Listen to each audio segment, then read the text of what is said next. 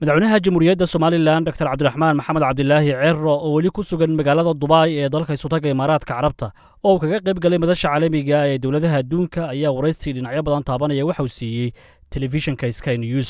madaxweynaha ayaa ka hadlay aqoonsiga Soomaaliland boqocada muhiimka ah ee ku taalo iyo fursadaha maalgashi ee yaala. Sidoo kale waxa uu ka warramay xiriirka caalamiga ee Soomaaliland la leedahay adduunka iyo sida ay uga go'an tahay inay noqoto dal la isku halayn karo.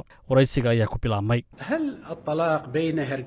ugu horreyn su'aasha la isweydiinaya waxa weeye kala tagga ama kala go'a Hargeysa iyo Muqdisho ma mid dhammaadayba mise waxa jira xiriir dambe ama midnimo dambe ha dhawaato ama ha fogaatee. I think the separation of Somaliland and Somalia is final. It became final on 18 May 1991. ma jirto midnimo dambe. waxa uu soo xidhmay ka hadalkeedu 18 May 1999 markaasoo Somaliland ay madax bannaanideeda dib ugaga dhawaaqday Burco 18 May 1999 kadib midowgii aanu la galnay Soomaaliya 26 Juun 1960 dadka reer Somaliland oo ka kala yimi gobolada oo dhan waxay galeen halgan socday muddo ku dhow 10 sano. halgan ay ku naf waayeen in ka badan 200 oo kun oo muwaadin oo reer Somaliland Nearly a million people were fled to Ethiopia for their security. ku dhawaad 1 milyan oo kalena ay ku barakaceen kuwaas oo naftooda ula cararay Ethiopia. nasiib wanaag dowladda Israa'iil ayaa noqotay dalkii ugu horreeyay ee si rasmi ah u aqoonsaday Jamhuuriyadda Soomaaliland 26 Disembar 2025. sidaa daraaddeed arrintaasi waa mid aan ka noqon lahayn. That's final. بالنسبة لهذا الاعتراف كيف تنظرون madaxweynaha ayaa la weydiiyey sida uu arko falcelinta ka dhalatay aqoonsiga Israa'iil ee Somaliland iyo mowqifka ay ka istaageen dalalka Carabta iyo Islaamka qaarkood iyo inay ahayd arrintaasi mid ay filinaysay Somaliland. waxaana uu yidhi تنظرون إليه نظرة جدية It is our belief that Somaliland have a right.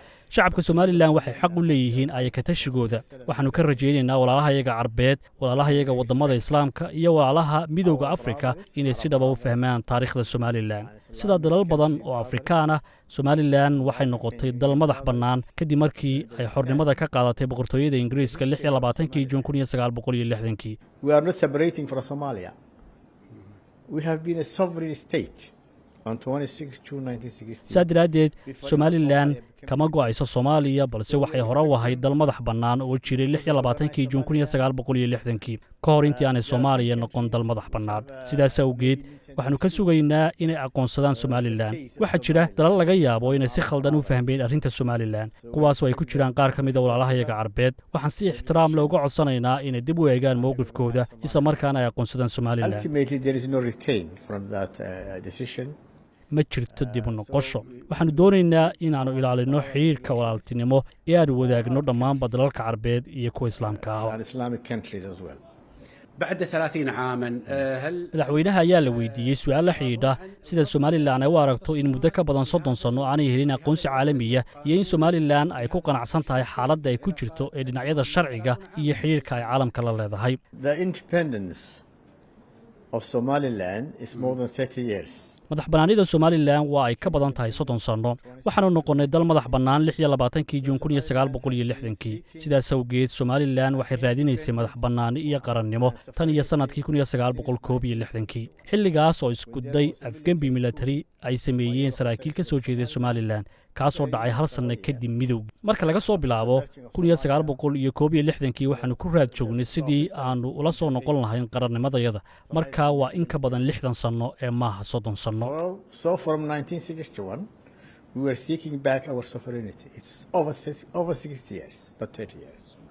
الوضع الجيوسياسي الآن في القرن الأفريقي غير xaaladda juqraafi siyaasadeed ee geeska Afrika ee aan deganayn kaasoo laga yaabo inay ka dhici karaan isbeddello waaweyn oo qaarkood khatari ka iman karto iyo saamaynta arrintaasi Somaliland ay ku leedahay ayaa sidoo kale madaxweynaha wax laga weydiiyey. waxaana uu yidhi Well, we believe the coexistence of nations. Our foreign policy is independent. siyaasaddeeda arrimaha dibaddu waa mid madax bannaan. waxaanu doonaynaa inaannu ixtiraamno nabadkooda noolaanshaha deriskayaga sida Jabuuti, Soomaaliya, Ethiopia iyo weliba dalalka kale ee gobolka. siyaasaddayadu waxay ka soo horjeedaa xasilooni darrada. waxaanu taageeraynaa dariiq nabadeed oo aanu kula dhaqanno waddamada jaarkayaga. iyagana waxaanu ka rajaynaynaa mid taas la mida. We expect a similar from other neighbors as well. madaxweynaha ayaa mar kale ka jawaabay su-aal la xidhiidhay in somalilan gaadhay ama ay xaqiijisay ujeeddooyinkii ay dib ugula soo noqotay madax bannaanideeda. I think the world is a witness. We have proved that Somaliland exists. waxaan aaminsanahay in arrintaas ay adduunyadu markhaati ka tahay. waxaannu caddaynay inaannu nahay xaqiiqo jirta. waxaannu nahay waddan. waxaannu leenahay wax kasta oo waddan lagu noqdo. Sovereignty, we have peace, we have army, we have police, we have passports, we have our own currency. waxaannu nahay dal xasiloon. waxaannu leenahay madax bannaani. waxaannu nahay dal nabdoon. waxaannu leenahay ciidan. waxaannu haysannaa boolis. waxaannu leenahay lacag iyo baasaboor noo gaara. waxaannu samaynay nidaam cashuureed oo noo gaara. ma jirto cid aannu ku tiirsannahay. No one gives us a donation. الموانئ الموجودة في المنطقة كيف waxaa madaxweynaha jamhuuriyadda somalilan wax laga weydiiyey dhaqaalaha somalilan iyo goobta muhiimka ee ku taallo dekedda berbera iyo doorka somalilan ee gobolka waxaana uu yidhi It is an open secret that everyone knows. Berbera is strategically located an important port in the Gulf of Aden. waa arrin daahfuran oo qof waliba og yahay in berbera ay ku taallo goob muhiima ayna tahay deked istaraatiiji oo dhacda gacanka cadmeed. waxaannu aad ugu faraxsannahay inaannu dekeddaas leenahay. somalilan waxay leedahay 850 kilomitir oo xeeba. waxaanu u mahad celinaynaa d b wel oo ku maalgelisay dib u casriyeynta dekedda ku dhowaad $5 milyan. sidaa darteed maanta berbera waxay tahay marin muhiim u ah gobolka iyadoo u adeegta dalalka aan badda lahayn ee afrika. African landlocked countries including Ethiopia and beyond. way ku jirta Ethiopia iyo meelo kaleba. sidoo kale maalgashigani wuxuu soo jiitay shirkado kale inay maalgashadaan somalilan kuwaasoo ay ku jiraan kambaniye carbeed sida kuwa shidaalka. waxaa sidoo kale d b wel ay berbere ka hirgelisay aagga cashuuraha ka caagan. haddana waxaa socda waddo isku xidhaysa somalilan iyo Ethiopia taas oo aan ugu yeedhno berbera corridor. So Somaliland now has a port, a modern port, a logistics hub, a free zone, a corridor that connects to the interland Africa. sidaa daraaddeed hadda somalilan waxay leedahay deked casriya, marin muhiima, goob ka caagan cashuuraha iyo waddo isku xidhaysa afrika. sidoo kale waxaannu aagga warshadaha ka cayinnay magaalooyinka berbera, hargeysa iyo burco halkaas oo lagu soo dhoweynayay cid kastoo rabta inay somalilan maalgashi warshadeed ka hirgeliso. I think the recognition of Israel also will increase the number of investors who are willing now to come. We have peace, we have stability, we have democracy. sidoo kale waxaan rajaynayaa in aqoonsiga israa'iil uu kordhin doono tirada maalgashadayaasha doonaya inay yimaadaan somalilan. waxaannu nahay dan labada xasiloon dimuqraadiya. waxaannu leenahay jiil dhallinyaraah oo karti badan kuwaasoo noqon kara shaqaale diran oo ka shaqeeya mashaariicda maalgashiga. We have an abundance of minerals and oil and gas. We have a livestock, a very beef market, meat basket for Gulf countries. somalilan waxaa yaalla fursado badan oo dhanka maalgashiga. waxaa dhulkayaga ceegaagta macdan. waxaannu leenahay saliid iyo gaas. waxaannu leenahay xoolo nool oo suuq dhanka hilibka u noqon kara dalalka khaliijka. waxaannu qani ku nahay khayraadka badda sida kalluunka oo loo dhoofin karo dalalka carabta iyo yurub. waxaannu leenahay dhul san oo ku wanaagsan waxbeerashada, xeeb ku habboon dalxiiska iyo qaybo kale oo dhammaantoodba ku wacan maalgashiga. هناك أيضا حضور إقليمي. madaxweynaha ayaa sidoo kale ka jawaabay sida somalilan ay u aragto joogitaanka gobolka ee dalalka kale carbeed ama waddamada kale ee bariga dhexe iyo sida ay arrintaasi u qiimeeyaan. waxaana uu yidhi In general, my policy or the policy of the government of Somaliland is to welcome investors. We will encourage. si guud siyaasadda somalilan waa inaannu soo dhoweyno maalgashadayaasha. weliba waxaannu ku dhiirigelinaa dalalka carabtu inay maalgashadaan somalilan sida qatar, sacuudiga iyo masar. We want to keep our brotherly relations with them, despite our differences in politics. waxaannu doonaynaa inaannu wanaajinno xidhiirka walaaltinimo ee naga dhexeeya inkastoo ay jirto kala duwanaansho dhanka siyaasadda. madaxweynaha ayaa waxaa kale oo la weydiiyey aqoonsi la'aantu inay caqabad ku noqon karto dhanka horumarka iyo maalgashiga somalilan. إضافية. No, because we have not been recognized for 35 years. but that encouraged our people to be self-dependent. waxaan aqoonsi la'aan ahayn in ka badan 35 sanno taasina waxa ay ku dhiirigelisay shacabka iyagu inay noqdaan kuwa adkaysi badan oo isku tashada waxay dhisteen dalkooda iyo magaalooyinkooda waxay abuureen ganacsiyo waxay maalgeliyeen kaabayaasha nolosha oo dhan. When I went back to Hargeisa, it was totally different in 1999. And today it is one of the waxaan ku laabtay Hargeysa way ka duwaneed sidii ay ahayd 1999kii maanta waa mid ka mid ah magaalooyinka ugu kordhinka badan gobolka berberina waa la mid taasi waxay nagu dhiirigelinaysaa inaanu noqonno kuwo isku filan xitaa aqoonsi la'aan. It encouraged strength to my people that they have not been recognized. الوضع الجيوسياسي madaxweynaha waxaa la weydiiyey su-aal u dhigneyd xaaladda juqraafi siyaasadeed iyo iska horimaadada ka jira gobolka sida ay somalilan u leedahay awood ay iskaga dhowrto ama uga fogaato si aanay u noqon fagaare ay ku loolamaan quudaha caalamiga ama kuwa gobolku. We don't want to be a part of any proxy wars in the region. ma doonayno inaannu qayb ka noqonno dagaal We wakaaladeedka want to be friendly with all neighboring countries. waxaannu doonaynaa inaannu xidhiir fiican la yeelanno dowladaha deriskayaga inkastoo ay jiraan kuwo soo farageliya arrimaha somalilan iyo deganaanshaheeda laakiin annagu cidna cadow kuma nihin in nala aqoonsadaa waxay u keenaysaa gobolka deganaansho iyo Our nabad. recognition will be peaceful, stability, peace for the region, not instability. ma keenayso xasilooni darro welina waannu awoodnaa inaannu difaacno dalkayaga. بالنسبة للتحديات الأخرى كذلك الإرهاب كانت جزء madaxweynaha waxaa kale oo la weydiiyey mushkiladaha gobolka sida argagixisada iyo sida somalilan ay door ugu leedahay xasiloonida gobolka. الوضع اليوم وما هي الأدوار التي قمتم بها في هذا الإطار؟ Well, like any other country in the region or in the world, Somaliland, the terrorists are a reality which exists. sida gobolka iyo dunida laga qirsan yahay argagixisadu waa xaqiiqo jirto khatar ku ah gobolka waxa kaliya ee aan odhan karaa waxa weeye inaannu nahay kuwo feejigan. Our people are totally, everyone in Somaliland is a police woman or a police man. dadkaygu waa dad isku duuban qof kastoo somalilan jooga waa askari rag iyo dumarba waxa ay ka difaacaan ama ka ilaaliyaan dalkooda wax kasta oo soo faragashada. وفيما يتعلق بتعاونكم مع دول الإقليم في هذا الإطار هل هناك كذلك arrimaha la xidhiidha mushkiladaha gobolka ma jiraan iskaashi aad la leedihiin muqdisho oo ku saabsan la dagaalanka argagixisada burcadbadeeda ama khataraha ay wajahayaan marinada maraakiibta caalamiga ah ee maraan.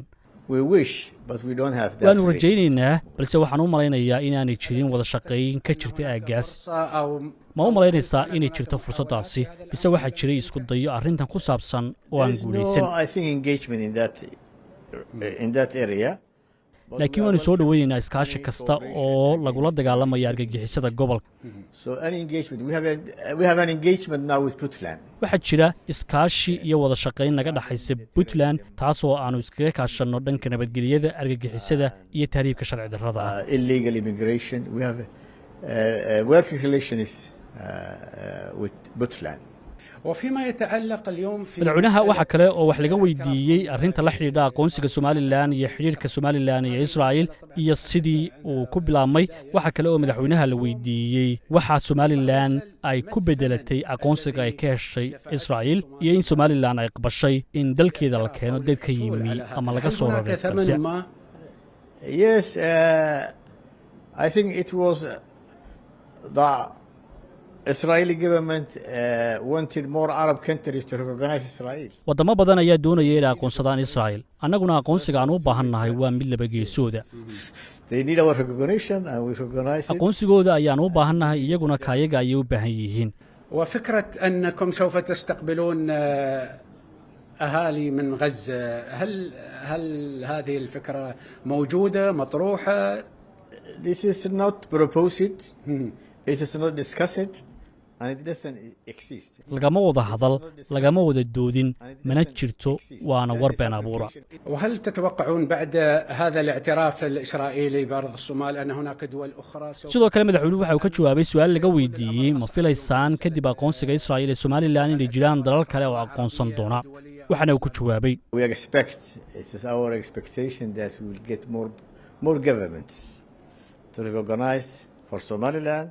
waxaan rajaynaynaa in waddamo badan ay aqoonsiga somalilan ku soo biiraan ha noqdaan waddamada carabta kuwa muslimiinta ama kuwa afrikaanka xitaa ha noqdaan waddamada latin america because I have written 193 letters.